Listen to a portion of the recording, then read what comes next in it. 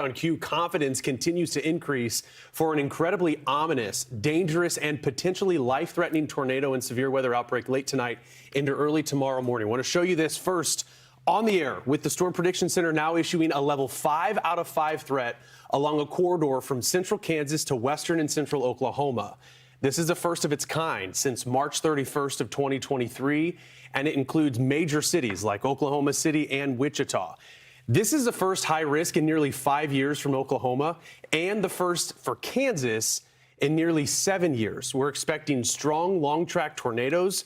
The wording from the Storm Prediction Center is ominous. The highest potential is going to be from 10 o'clock tonight to 3 a.m. tomorrow morning when people are sleeping. All right, I'm going to move my sheep real quick, and then I'm going to give you guys a warning. I hope you guys are paying attention to all this. All right? Come on, back up, back up, back up, back up, back up. Back up. Come on, girls. Come on. Let's do it. Come on. That girls. That girls. Hip, hip, hip, hip, hip, hip, hip, hip. Come on, everybody. Let's go. Hip, hip. Come on. Let's go, stragglers. Come on. Hip, hip. Hip, hip. Hip, hip. Thank you very much. Of my sheep, just another cloudy, rainy, crappy day in the Midwest. It's been this way now for about 2 weeks, patterns over and over and over. And on this channel, we've talked a lot about stratospheric injections or cloud seeding or chemtrails, because no matter what you call it, what they're doing is they're introducing chemicals into the air with metal and other particulates. And then what they're doing is zapping the atmosphere to create these supercell big time storms. In this video, I'm going to give you guys proof.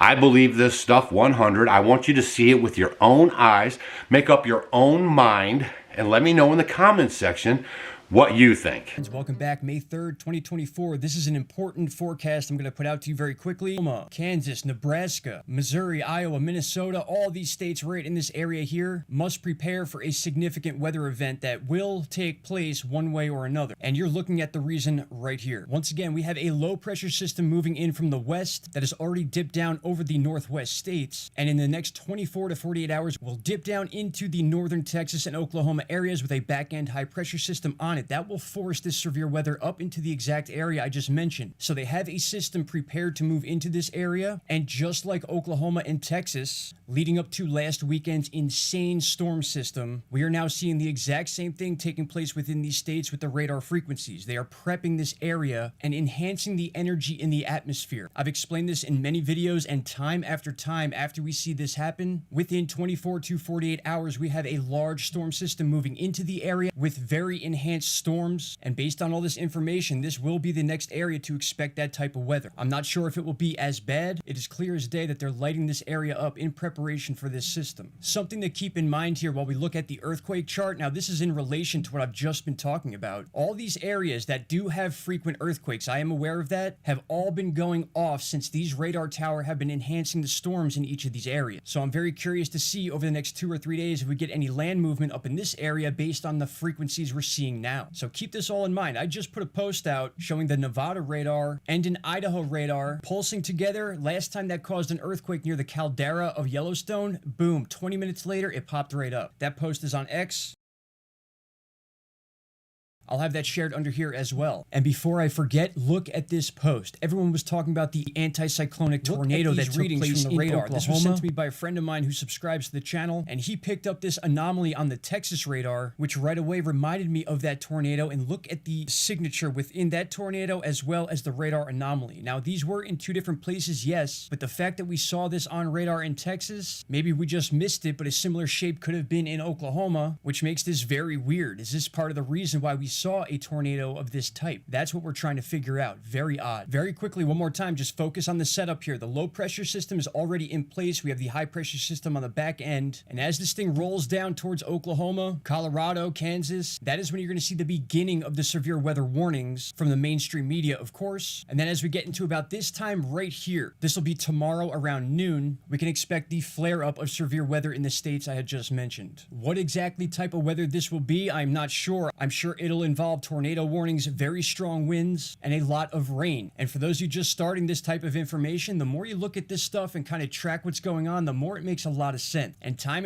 again, especially in the last 2 weeks, we've proven this over and over again. Look for these frequencies and then for something to either shortly happen after or during the actual event. He posted that video 2 days ago. So there's no like, he can't run and do it right now. He can't take back what he said.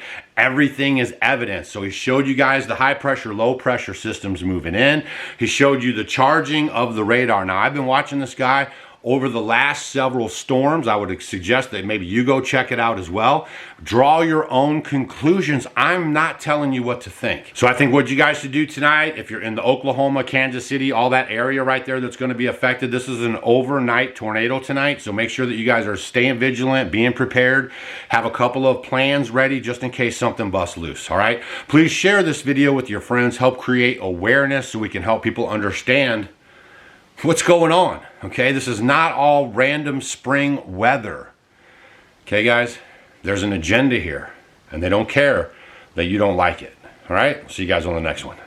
So having a way to be warned and alerted is important. This multi-day threat, it's going to linger into Tuesday with a lower severe weather and tornado risk, but then by Wednesday, you see it increasing once again. Another potentially severe weather event that could be high impact for areas like Texas, right through the Ohio Valley. The tornado risk is also going to rev up on Wednesday. So let's get into it.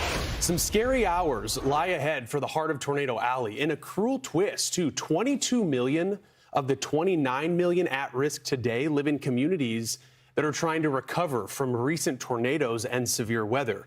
1.6 million people are in the level 5 out of 5 high threat, that highest threat we can offer. The possibility of more nighttime tornadoes tonight into early tomorrow morning is especially unnerving for survivors of last month's deadly EF4 tornado in Marietta. You're looking at some of the damage from that tornado.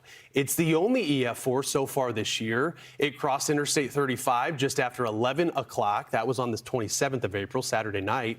And top winds estimated about 170 miles an hour. One person died in downtown Marietta. The Marietta was destroyed. The tornado was on the ground for about 25 minutes, cutting a 27-mile path of destruction.